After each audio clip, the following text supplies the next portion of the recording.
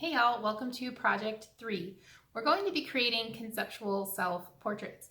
Now you might be wondering, what does that even mean? And what that means is we will be making a sculpture that references the human form, specifically our own, and it could be realistic. Our visiting artist on Thursday, Aisha Harrison, will be sharing with us some techniques for how she makes her realistic figure sculptures and portraits.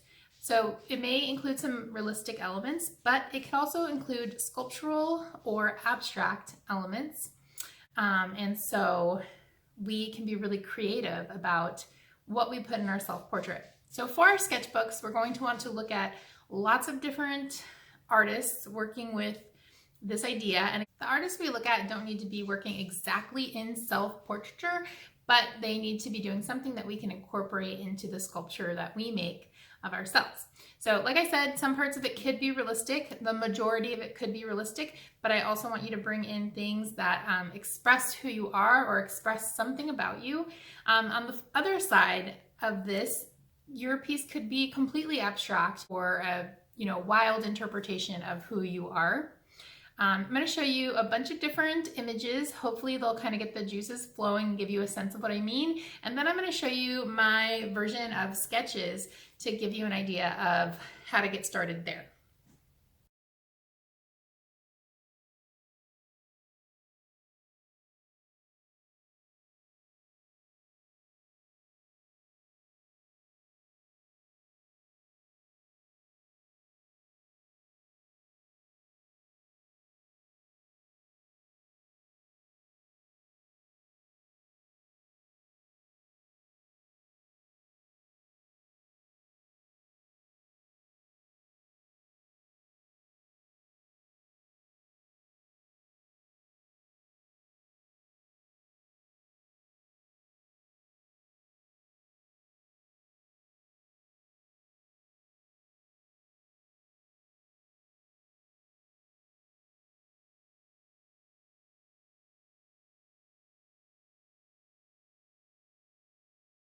Okay, so I've done a little bit of writing. I wrote about a paragraph about like what is important and interesting to me right now.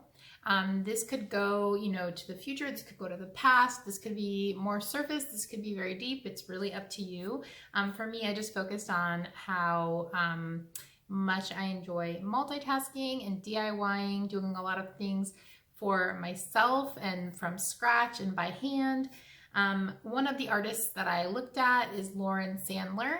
She doesn't really make portraiture, but she does pieces where she'll make a vessel and then layer smaller objects on top of that. So I'm going to kind of take a page from her book and I'm going to layer things that symbolize all of the things I'm thinking about onto a portrait of me that is semi-realistic, but then kind of gets covered by all of the layering of pieces. So I'm going to show you those sketches right now.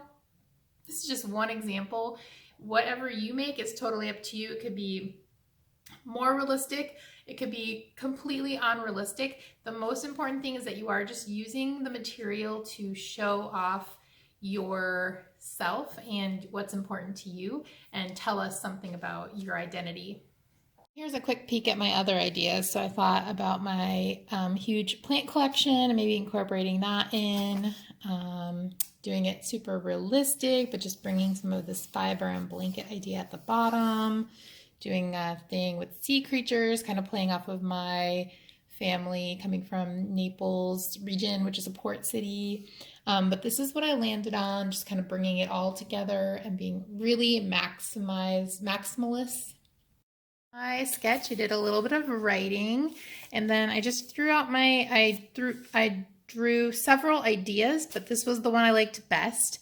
So now I drew this in more detail. As you can see, I've got my kind of realistic bust. It's going to be sort of more realistic on the right side, or I guess the bust's left side.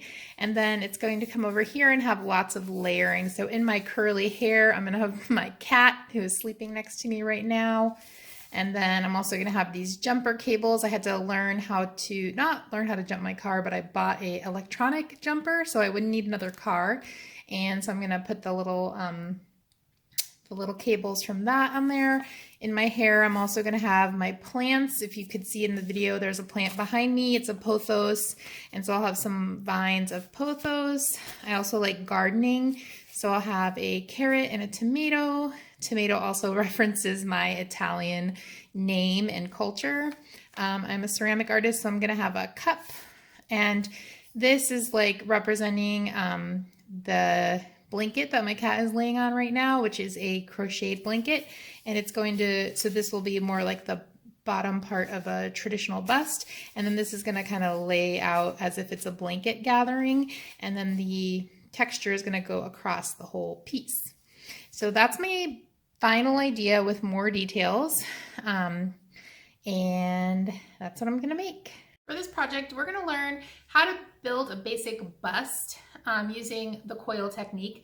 But then after we've built up the basic bust, you can either go in with some techniques that you learned from Aisha for realistic figure sculpture, or you can go in with any of the hand building techniques we've learned this far to bring different elements of what express you into the sculpture.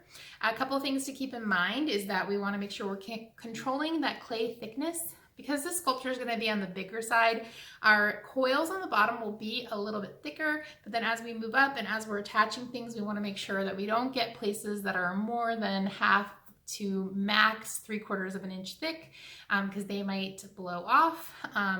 If you have areas that have trapped air, make sure that they have a hole. As you're building your bust, let's say you attach something, you can always carve a hole into your sculpture and the piece and then attach so that there's not trapped air there. We're going to make sure we're controlling our drawing with plastic because we're going to be working on one piece probably for a slightly longer time, and then we're going to finish it up by decorating with our colorful slips and or underglazes and our decoration techniques like sgraffito, mishima, paper resist, layering slips, painting, whatever we want to do, we can do.